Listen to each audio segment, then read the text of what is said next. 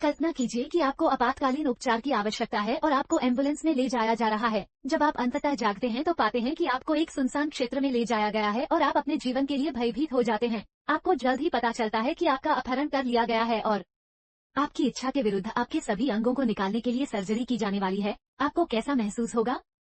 2016 में आई film paramedics में बिल्कुल ऐसा ही होता है। लेकिन शुरू करने से पहले कृपया स्पॉइलर से सावधान रहें और अपना ख्याल रखें।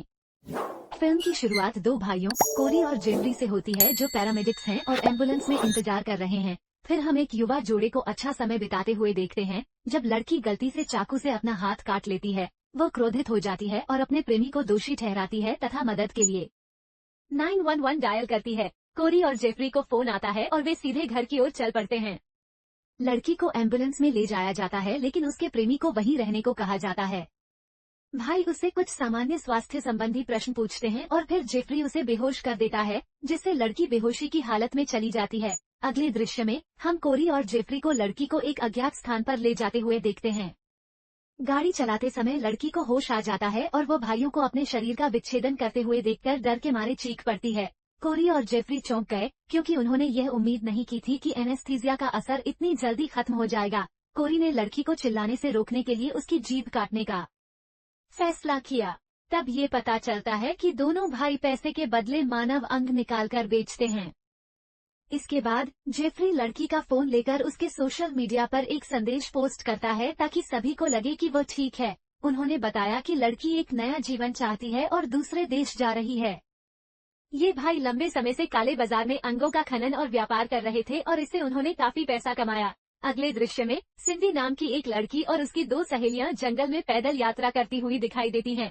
सिंडी का पैर कुछ चट्टानों के बीच फंस जाता है और वह जमीन पर गिर जाती है तथा उसके टखने में फ्रैक्चर हो जाता है। उसके दोस्तों ने तुरंत 911 पर फोन किया और कोरी और जेफरी को घटना की जानकारी दी गई तथा वे घटनास्थल की ओर रवाना हो गए। वहां पहुंचने पर भाई सिंडी को एम्बुलेंस में ले जाते हैं और उसके दोस्त भी उसके साथ चलने को कहते हैं। भाइयों ने उनसे कहा कि वे ऐसा नहीं कर सकते क्योंकि यह कंपनी की नीति के विरुद्ध है। एम्बुलेंस के अंदर जेफरी सिंडी को बेहोश कर देता है और वे गाड़ी चलाकर चले जाते हैं। वे एक सुनसान स्थान पर पहुंचते हैं और उसके अंगों को निकालने का काम शुरू करने ही वाले होते हैं। जब कोरी अपने जीवन में पहली बार रुकता है तो वो अनिश्चित होता है और खुद को ऐसा करने के लिए प्रेरित नहीं कर पाता है। जेफरी उसे आश्वस्त करने की कोशिश करता है कि सब कुछ ठीक है और वह देर रात तक जागने के कारण थक गया है तथा वे सर्जरी जारी रख सकते हैं। अगले दिन हम देखते हैं कि सिंडी जागती है और खुद को एक अंधेरे कमरे में अकेली और नग्न अवस्था में देखकर भ्रमित हो जाती है। सिंडी बहुत डर जाती है और जब वह देखती है कि उसके ऊपर कैमरा लगा हुआ है तो वह चिल्लाने लगती है। वह अपनी जान की भीख मांगती है और मुक्त होने की मांग करती है लेकिन कोई जवाब नहीं देता। अगली सुबह कोरी कमरे में प्रवेश करता है और सिंडी को कुछ खाना देता है। सिंडी उसे जमीन पर फेंक देती है और जानना चाहती है कि क्या हो रहा है। कोरी सिंडी का फायदा उठाने की कोशिश करता है और उनमें संघर्ष शुरू हो जाता है। वो कोरी पर चिल्लाती है कि वह बीमार है और उसे मदद की जरूरत है। कोरी एक शब्द भी नहीं बोलता और चेहरे पर मुस्कुराहट लिए चला जाता है। उस रात बाद में जब सिंडी सो रही होती है कोरी वापस आता है लेकिन इस बार वो उसका मुकाबला नहीं कर पाती। वो उसके साथ जबरदस्ती करता है और जब तक वह अपना काम पूरा नहीं कर लेता वह असहाय होकर वहीं पड़ी रहती है।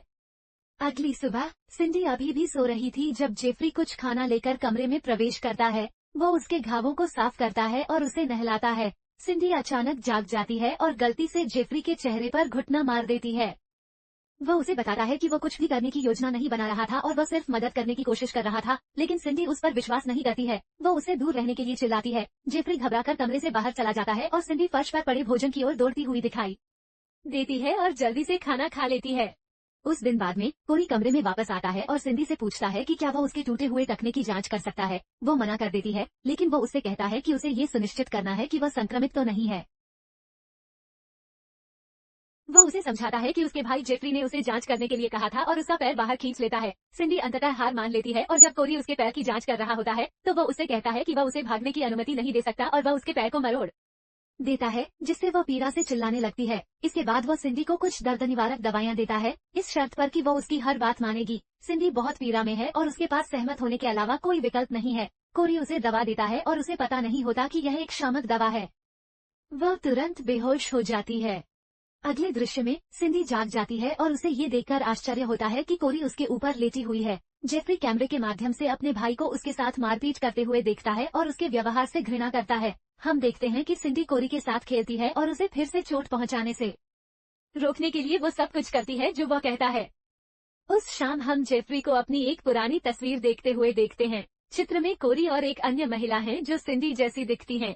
अगले दिन कोरी नाश्ते के साथ सिंडी के कमरे में लौटता है और वे बैठकर कुछ देर बातें करते हैं। बातचीत के दौरान सिंडी को पता चलता है कि ये भाई लोगों का अपहरण करते हैं और उनके अंगों का व्यापार करते हैं। वो जो सुन रही है उस पर विश्वास नहीं कर पाती और उनसे कहती है कि वे बीमार हत्यारे हैं। वह इससे इनकार करते हैं और बताते हैं कि वे हर साल सैकड़ों बीमार मरीजों को बचाते हैं। कोरी उसकी टिप्पणी से चौंक जाता है और उसे धमकाता है जब वह उससे कहता है कि वह वैसे भी कुछ नहीं कर सकती क्योंकि कोई नहीं जानता कि वह कहाँ है। सिंडी ने जवाब में कहा कि वह जेफरी को उसके खिलाफ कर देगी। अगले दृश्य में सिंडी अपने कपड़े बदल रही होती है, तभी जेफरी अंदर आता है। जेफरी सम्मानपूर्वक दूसरी ओर मुड़ जाता है जबकि सिंडी कपड़े पहनना जारी रखती है। सिंडी को जल्द ही एहसास हो जाता है कि जेफरी अपने भाई कोरी जैसा बिल्कुल नहीं है। वो वहाँ से निकलने की योजना पर काम करना शुरू कर देती है और उसे बहकाने की कोशिश करती है। जेफरी घबरा जाता है और कमरे से बाहर भाग जाता है। इस बीच कोरी उन्हें कैमरे पर देखता हुआ दिखाई देता है। वो ये जानना चाहता है कि क्या जेफरी सिंडी के सामने झुक जाती है या उसके प्रति वफादार रहती है। इसके बाद कोरी को कमरे में प्रवेश करते हुए देखा गया तथा उसने सिंडी से उसके स्वास्थ्य के बारे में कुछ प्रश्न पूछे। जब वो कोई जवाब नहीं देती तो वो उसे फिर से धमकाता है। सिंडी कोरी पर चिल्लाती है, उसे पागल कहती है और इससे वो बहुत क्रोधित हो जाता है और कमरे से बाहर चला जाता है। थोड़ी देर बाद जेफरी सिंडी से मिलने आता है। सिंडी को मौका मिल जाता है और वो उसके साथ छेड़खानी करने लगती है। वो उससे कहती है कि वो उसे सचमुच पसंद करती है और उसका स्वभाव अच्छा है। चीजें जल्दी ही गर्म हो जाती हैं और वे दोनों अंतरंग होते हुए दिखाई देते हैं, जबकि कोरी निराश होकर ये सब देखती रहती है। जब जेफरी वापस आता है तो कोरी उसे बताता है कि सिंडी भागने के लिए उसका इस्तेमाल कर रही है। जेफरी यह सुनकर परेशान हो जाता है लेकिन वह अपने भाई की बात पर विश्वास नहीं करता और उनमें बहस हो जाती है। अगले दृश्य में हम जेफरी को फिर से सिंडी के साथ देखते हैं। वे एक दूसरे के करीब लेते हैं और सिंडी उससे पूछती है कि उन्होंने अभी तक उसे क्यों नहीं मारा। इसके बाद जेफरी ने बताया कि उनकी एक बहन थी जो बिल्कुल उनकी तरह दिखती थी और जब उनके माता पिता का निधन हो गया तो वे तीनों एक साथ रहते थे। उन्होंने हमेशा एक दूसरे के करीब रहने और एक दूसरे का ख्याल रखने का वादा किया। इसके बाद जेफरी उसे समझाता है कि उसका भाई पूरी तरह से नियंत्रण से बाहर हो गया था। वह हर रात अलग अलग लड़कियों को घर लाता था और उसकी बहन आशा को ये पसंद नहीं आया। ओह, आशा गहरे अवसाद में चली गई और बहुत बीमार हो गई और मर गई। जेफरी अभी भी होप की मौत के लिए कोरी को दोषी मानता है। ये सुनकर सिंडी उससे कहती है कि अब वह उसके साथ कोरी से बच सकता है। अचानक कोरी ने उन्हें बीच में रोका और जेफरी से कहा कि उन्हें किसी दूसरी नौकरी के लिए निकलना होगा। उस दिन बाद में भाई एक अन्य व्यक्ति के साथ वापस आए। इसके बाद कोरी सर्जरी के लिए ऑपरेटिंग टेबल को साफ करने के लिए सिंडी को कमरे के पीछे बांध देता है। सिंडी सब कुछ देख पाती है और लड़कों से रुकने की विनती करती है, लेकिन वे उसकी बात अनसुनी कर देते हैं और आगे बढ़ते रहते हैं।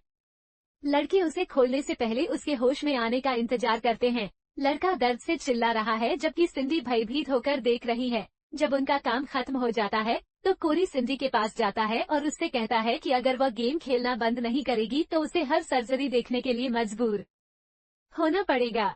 बाद में जेफरी सिंडी के पास लौटता है और उसे निगरानी करने के लिए माफी मांगता है। वह आगे बताता है कि उसका भाई उससे कुछ काम करवाता है, वे चीजें जो वह नहीं करना चाहता।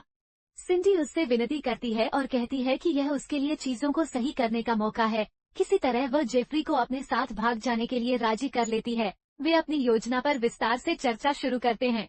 उन्हें यह एहसास नहीं था कि कोरी उनकी हर बात सुन रही है। कोरी ने अपनी स्वयं की योजना बनाने का निर्णय लिया। वह जेफरी को कुछ सामान लाने के लिए बाहर भेजता है।